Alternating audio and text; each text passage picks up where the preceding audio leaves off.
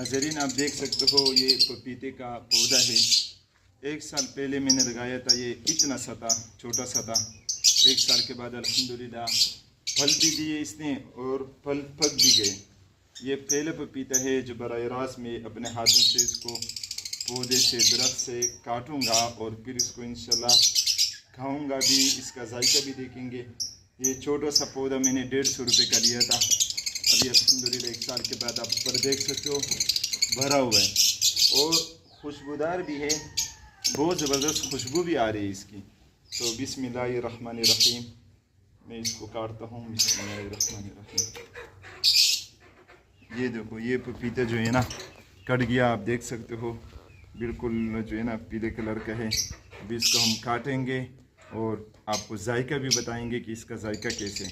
तो दरख्त लगाने से एक फ़ायदा तो ये होगा कि आप सवाब की नीयत से लगाएं, क्योंकि दरख्त लगाना भी सवाब है। और दूसरा फ़ायदा ये होगा कि वो आपको फल देगा, आप उसके फल खाएंगे तो बहुत ज़्यादा लुत्फ़अंदोज़ होंगे आप इसे। तीसरा फ़ायदा ये होगा कि घर पे दरख्त के जो आब व हवा होती है वो सेहत के लिए बहुत मुफीद है, बहुत फ़ायदेमंद है।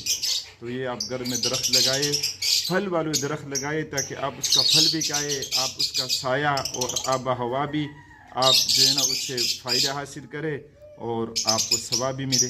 अभी हम इसको काटेंगे फिर आपको जायका भी बताएंगे। अभी हम इसको काटेंगे और आपको जायका भी बताएंगे कि जायका कैसे है इसका। बिस्मिल्लाहिर्रहमानिर्रहीम, बिस्मिल्लाहिर्रहमानिर्रहीम। अच्छा, इससे पहले मैंने ये धो लिया था, प्लेट भी धोया था, छुरी भी धोई थी। तो आप जब भी कोई फ्रूट व्रूट काटे आप इसको धो लिया करें। तो अभी आपको जो है ना इंशाल्लाह हम इसका जायका बताएंगे कि इसका जायका कैसे है। बिस्मिल्लाहिर्रहमानिर्रहीम। आप यकीन करें इतना मीठा पपीता मैंने कभी भी नहीं खाया। ये ऐसा लग रहा है जैसे पपीता नहीं आम है।